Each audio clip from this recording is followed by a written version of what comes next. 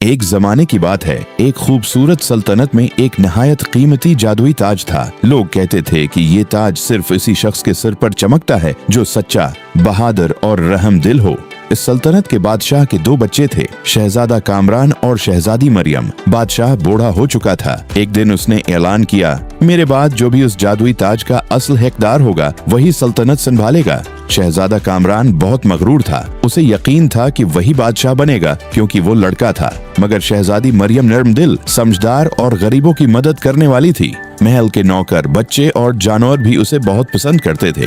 ایک رات محل میں اچانک ایک پراسرار روشنی پھیلی، جادوئی تاج اپنی سنہری جگہ سے غائب ہو گیا۔ پورے محل میں شور مچ گیا۔ بادشاہ پریشان ہو گیا، جو بھی تاج واپس لائے گا وہی اس کا اصل حقدار ہوگا۔ بادشاہ نے اعلان کیا۔ شہزادہ کامران فوراً اپنے سپاہیوں کے ساتھ نکل پڑا۔ وہ جنگل میں ہر کسی پر غصہ کرتا، لوگوں کو دھکے دیتا اور صرف تاج کے بارے میں سوچتا رہا۔ دوسری طرف شہزادی مریم اکیلی نکل کھڑی ہوئی۔ راستے میں اسے ایک زخمی ہرن ملا۔ اس نے اپنا دوپٹہ پھاڑ کر ہرن کے زخم پر باندھا۔ آگے ایک بوڑھی عورت بھوکی بیٹھی تھی۔ مریم نے اپنا کھانا اسے دے دیا۔ بوڑھی عورت مسکرائی اور بولی، بیٹی تمہارا دل بہت صاف ہے، یاد رکھو اصل طاقت محبت اور رحم میں ہوتی ہے۔ پھر اس عورت نے اپنی چھڑی گھمائی اور اچانک وہ ایک جادوگرنی میں بدل گئی۔ میں اس تاج کی محافظ ہوں، اس نے کہا۔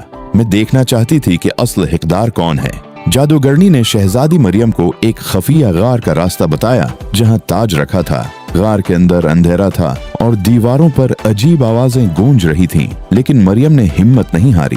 جیسے ہی اس نے تاج کو ہاتھ لگایا، تاج سنہری روشنی سے چمکنے لگا۔ پورا غار جگمگا اٹھا۔ اسی وقت شہزادہ کامران بھی وہاں پہنچ گیا۔ اس نے غصے سے کہا، یہ تاج میرا ہے۔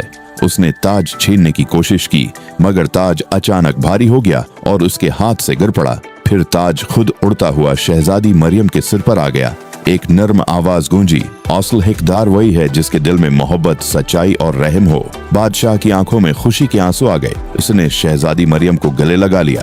آج مجھے معلوم ہوا کہ بہادری صرف طاقت میں نہیں بلکہ اچھے دل میں ہوتی ہے، بادشاہ نے کہا۔